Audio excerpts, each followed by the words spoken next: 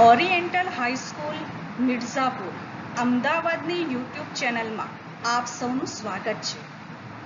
Oriental શાળાના તમામ વિદ્યાર્થીઓને વિનંતી છે કે યુટ્યુબ ચેનલ સબસ્ક્રાઈબ કરો, વિડીયોને લાઈક કરો અને શેર કરો. આજનો વિષય છે વિજ્ઞાન અને ટેકનોલોજી 10મા ધોરણનું, જેની અંદર આજે આપણે પ્રકરણ નંબર 15 આપણું પર્યાવરણ ભણીશું. હવે પહેલાં તો તમને એ જણાવી દઉં કે આપણું પર્યાવરણ એ બોર્ડની અંદર કેટલા માર્ક્સનું પૂછાય છે. લગભગ 3 માર્ક્સનું હોય છે, જેમાં એક પ્રશ્ન 1 માર્ક્સનું સેક્શન એની અંદર હોય છે, જે હેતુલક્ષી પ્રશ્ન છે. હવે હેતુલક્ષી એટલે એક વાક્યનો જવાબ હોઈ શકે, ખાલી જગ્યા હોઈ શકે, વિકલ્પો, ખરા ખોટા, જોડકા, ગમે તે જગ્યાએ આ 1 માર્ક્સનો પ્રશ્ન પૂછાઈ શકે છે. ત્યાર પછી 2 માર્ક્સનો પ્રશ્ન હોય છે, જે સેક્શન બી ની અંદર હોય છે, જે ટૂંક જવાબી પ્રશ્ન હોય છે. આમ કરીને ટોટલ 3 માર્ક્સનું આ પ્રકરણનું પૂછાય છે. આમાં કેટલાક પ્રશ્નો છે જે વધારે પડતા પૂછાય છે, જે આગળ તમને બતાવ્યા છે સ્લાઇડની અંદર. નિવસન તંત્ર, તેના ઘટકો કયા છે, આપણી પ્રવૃત્તિઓ પર્યાવરણને કેવી રીતે અસર પહોંચાડી શકે, ઓઝોન સ્તર, કચરાનું પ્રબંધન. સૌપ્રથમ આપણે શીખીશું પર્યાવરણ વિશે.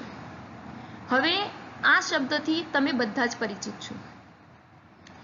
પર્યાવરણ શબ્દ તમે આગળના ધોરણથી સાંભળતા આવ્યા છો, એના વિશે શીખતા આવ્યા છો કે પર્યાવરણ છે શું. પર્યાવરણ એટલે આપણી આસપાસનું વાતાવરણ, અને આપણી આસપાસ જેટલું છે એટલું બધું જ એટલે એ પર્યાવરણ. અહીંયા તમને એક વ્યાખ્યા આપેલી છે: સજીવોના જીવન અને તેમના વિકાસને અસર કરતી બધી બાહ્ય પરિસ્થિતિ અને પરિબળોના સરવાળાને પર્યાવરણ કહે છે. હવે સજીવોના જીવન અને બાહ્ય પરિસ્થિતિ, તો બાહ્ય પરિસ્થિતિ એટલે શું? તો કે જે બહારનું તાપમાન છે, પ્રકાશ છે, ભૂમિ છે, એ તમારા ઉપર, તમારા જીવન પર કેવી અસર કરે છે એના વિશે વાત છે. બીજા શબ્દોમાં મારે પર્યાવરણની વાત કરવી હોય તો એમ પણ કહી શકું કે બધી જ વનસ્પતિઓ, પ્રાણીઓ, સૂક્ષ્મજીવો, માનવ સહિત બધા સજીવો અને તેમની સાથે સંકળાયેલા ભૌતિક પરિબળો અથવા ભૌતિક પરિસરને પર્યાવરણ કહે છે. હવે ભૌતિક પરિસર શબ્દ પણ આવ્યું તો પરિસર એટલે શું? તો જે રીતે મેં તમને આગળ જણાવ્યું કે તાપમાન છે, પ્રકાશ છે, પાણી, ભૂમિ, હવા વગેરે. પર્યાવરણના 2 ઘટકો છે, જૈવિક અને અજૈવિક. જૈવિક એટલે બધા જ સજીવો, અજૈવિક એટલે કે સજીવો જેના પર આધાર રાખતા હોય તેવા નિર્જીવ ઘટકો. આ બધા એકબીજા પર આધારિત છે, જે પર્યાવરણની સમતુલા માટે જરૂરી છે. પૃથ્વી પર વિવિધ પ્રદેશોની આબોહવા, ભૂમિ પ્રકાર અને ભૂતલીય પરિબળો બદલાતા રહે છે. તેથી જુદા જુદા પ્રદેશોનું પર્યાવરણ બદલાય છે. ભૂમિ પ્રકાર, અમુક પ્રદેશોમાં એવું હોય, સમજો કે આપણે રણ પ્રદેશમાં ગયા તો ત્યાં ભૂમિ રેતાળ હોય, રેતાળ જમીન હોય, માટી, એટલે એનું પર્યાવરણ અલગ છે. કોઈક ઠંડા પ્રદેશની અંદર ગયા તો ત્યાંની આબોહવા અલગ છે, એનો ભૂમિના પ્રકાર અલગ હોય. તેથી જુદા જુદા પ્રદેશોનું પર્યાવરણ પણ બદલાઈ જાય છે. પૃથ્વી પર વનસ્પતિઓ કે પ્રાણીઓ કે બધા સજીવો જે પર્યાવરણમાં જન્મે છે અને રહે છે, તે તેમના પર્યાવરણને અનુકૂલિત થાય છે, એટલે કે તે ત્યાં ટકી રહેવા માટે અનુકૂલિત હોય છે. હવે આ ઘટકમાંથી કોઈ પણ ઘટકની અંદર એક પણ ફેરફાર થયો તો એ સજીવોના જીવનને અસર કરે છે. એટલે પર્યાવરણની વ્યાખ્યા કરવાની છે, એના ઘટકો વિશે. પછીનો ટોપિક છે નિવસન તંત્ર. નિવસન તંત્ર એટલે કે બધા જ સજીવો સૂક્ષ્મજીવો, વનસ્પતિઓ અને માનવ સહિતના પ્રાણીઓ અને તેમની સાથે સંકળાયેલા ભૌતિક પર્યાવરણ વચ્ચેની આંતરક્રિયાથી બનતા તંત્રને નિવસન તંત્ર કહે છે. હવે નિવસન તંત્ર વિશે થોડુંક સમજાવ તો તમે બગીચામાં જતા જશો. બગીચામાં જઈએ તો બગીચામાં તમે શું જુઓ છો? તો કે ત્યાં ઘાસ હોય છે, વૃક્ષો હોય છે, નાના નાના છોડ હોય છે, સાથે સાથે પ્રાણીઓ પણ હોય છે, જેવા કે કાચિંડો હોય, દેડકો હોય, જીવજંતુઓ હોય, કૂતરા બિલાડી વગેરે દોડતા હોય. તો આ બધાથી જે તંત્ર બને એને નિવસન તંત્ર એટલે બગીચાનું નિવસન તંત્ર કહેવાય. અહીંયા તમને વસવાટના માધ્યમને આધારે નિવસન તંત્રના પ્રકાર બતાવેલા છે. આમ તો નિવસન તંત્રના બે પ્રકાર છે. એક છે કુદરતી નિવસન તંત્ર અને બીજું કૃત્રિમ નિવસન તંત્ર.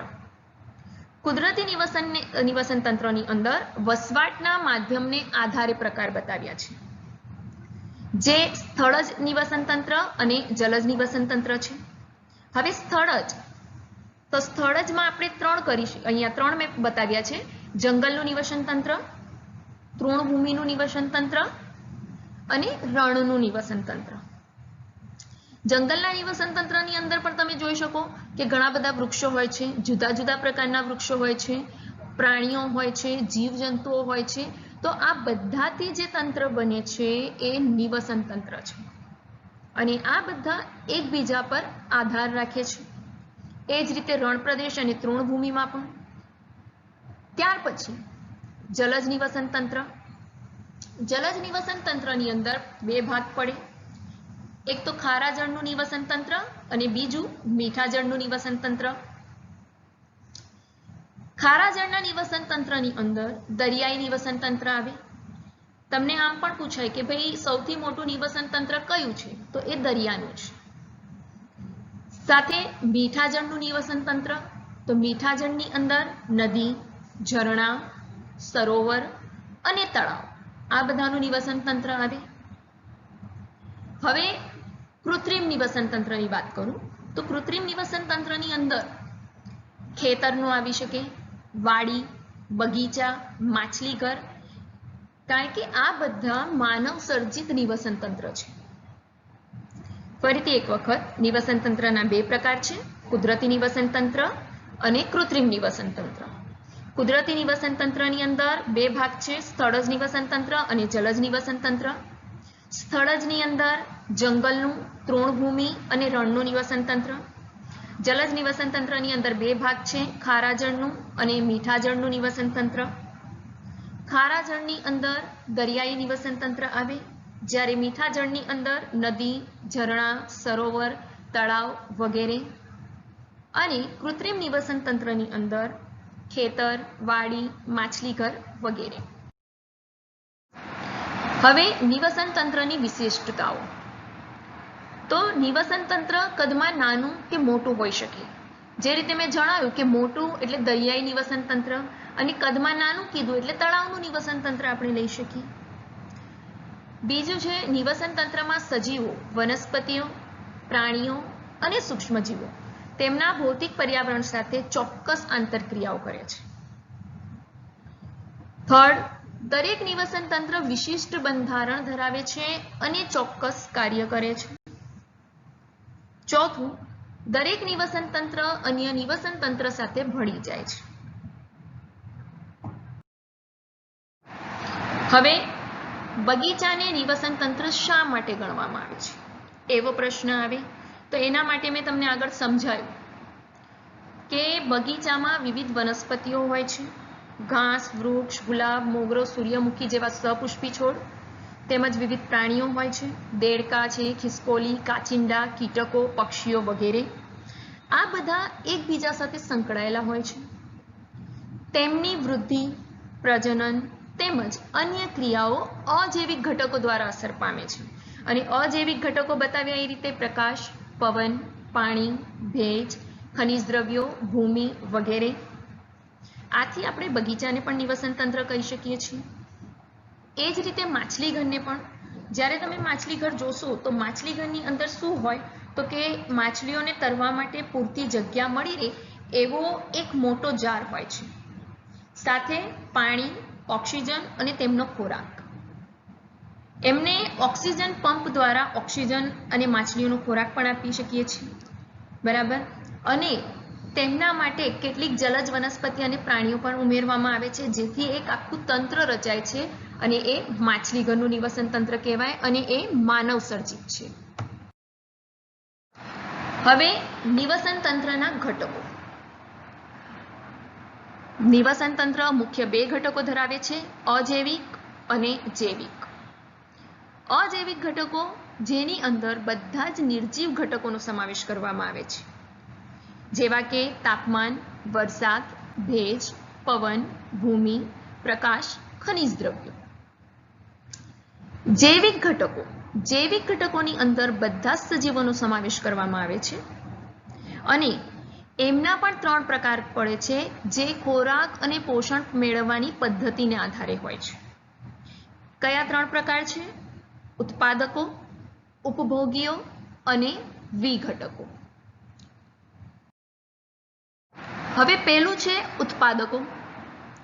ઉત્પાદકો એટલે શું? તો કે જે સજીવો પોતાનો ખોરાક પોતાની જાતે તૈયાર કરે છે એને ઉત્પાદકો કહેવાય. દાખલા તરીકે લીલી વનસ્પતિ. લીલી વનસ્પતિ શું કરે છે? તો કે સૂર્યપ્રકાશ તેમજ ક્લોરોફિલની હાજરીમાં પ્રકાશ સંશ્લેષણની ક્રિયા દ્વારા પોતાનો ખોરાક જાતે બનાવે છે. જેવી રીતે અકાર્બનિક પદાર્થોમાંથી શર્કરા અને સ્ટાર્ચ જેવા કાર્બનિક સંયોજનોનું નિર્માણ કરે છે. ઉદાહરણ તરીકે તમને 3 ઉદાહરણ અહીંયા આપેલા છે. કેટલાક પ્રકાશ સંશ્લેષી બેક્ટેરિયા, વિવિધ પ્રકારની લીલ અને બધી જ લીલી વનસ્પતિ. બીજો મુદ્દો છે ઉપભોગીઓ. ઉપભોગીઓ એટલે શું? તો કે ઉત્પાદકોએ જે ખોરાક ઉત્પાદિત કર્યું છે એના પર આધાર રાખે છે, તો એ ઉપભોગીઓ કહેવાય. અને ઉપભોગીઓને ઉપભોક્તા પણ કહેવામાં આવે છે. ઉદાહરણ તરીકે લઈએ તો ક્લોરોફિલ વિહીન અને વિષમપોષી સજીવો. એને 4 કક્ષાઓમાં વિભાજિત કરાય છે. કઈ 4? તો કે એક તો તૃણાહારી, માંસાહારી, સર્વાહારી અને પરોપજીવી. તૃણાહારી એટલે કે શાકાહારી જ કહેવાય, જેમને આપણે પ્રથમ ક્રમના ઉપભોગીઓ કહીએ છીએ. અને તૃણાહારી પ્રાણીઓ ફક્ત લીલી વનસ્પતિઓનો ખોરાક તરીકે ઉપયોગ કરે છે. દાખલા તરીકે ગાય અને હરણ. બીજું છે માંસાહારી. માંસાહારી શબ્દ પરથી જ ખબર પડે કે તેઓ અન્ય પ્રાણીઓનો ખોરાક તરીકે ઉપયોગ કરે છે. એમાં પણ 2 ભાગ પડે છે, દ્વિતીય ક્રમના ઉપભોગીઓ અને તૃતીય ક્રમના ઉપભોગીઓ. હવે આ બંનેમાં ફેર શું? તો કે દ્વિતીય ક્રમના ઉપભોગીઓ જે છે એ ફક્ત તૃણાહારી પ્રાણીઓનું જ ભક્ષણ કરે છે, એમને જ પોતાનો ખોરાક તરીકે ઉપયોગ કરે છે. જ્યારે તૃતીય ક્રમના જે ઉપભોગીઓ છે તે અન્ય માંસાહારી પ્રાણીઓનું ભક્ષણ કરે છે. ફરીથી માંસાહારીમાં 2 ભાગ પડે છે, દ્વિતીય ક્રમના ઉપભોગીઓ અને તૃતીય ક્રમના ઉપભોગીઓ. દ્વિતીય ક્રમની અંદર તૃણાહારી પ્રાણીઓનું ભક્ષણ કરે છે પ્રાણીઓ, અને તૃતીય ક્રમની અંદર માંસાહારી પ્રાણીઓનું ભક્ષણ કરે છે. પછી છે સર્વાહારી સજીવો. સર્વાહારી એટલે કે વનસ્પતિ અને પ્રાણીઓ બંનેનો ખોરાક તરીકે ઉપયોગ કરે. દાખલા તરીકે મનુષ્ય અને વંદો. આપણે બધા લીલા શાકભાજી પણ ખાઈએ છીએ અને અમુક પ્રાણીઓનો પણ ખોરાક તરીકે મનુષ્ય એનો ઉપયોગ કરે છે. હવે છે પરોપજીવી. પરોપજીવી 2 પ્રકારના આમ તો હોય છે, અંતઃપરોપજીવી અને બાહ્ય પરોપજીવી. અત્યારે જે છે એ ટૂંકમાં સમજાવું છું, પછી આગળના પ્રકરણની અંદર આવશે. પરોપજીવી એટલે કે તેઓ યજમાન સજીવમાંથી પ્રવાહી પોષક દ્રવ્યોનું સીધું શોષણ કરે છે. એટલે અંતઃપરોપજીવી જ્યારે હોય શરીરની અંદર જાય, તો જે શરીરની અંદર જાય એ યજમાન હોય, એની અંદરથી એ અમુક દ્રવ્યોનું શોષણ કરે છે, ખોરાક તરીકે એમને મેળવે છે. દાખલા તરીકે પ્લાઝ્મોડિયમ, યકૃત કૃમિ અને અમરવેલ. અને ત્રીજો મુદ્દો છે વિઘટકો. વિઘટકો એટલે તો કે જટિલ કાર્બનિક પદાર્થોનું સરળ અકાર્બનિક પદાર્થોમાં વિઘટન કરતા સજીવોને વિઘટકો કહે છે.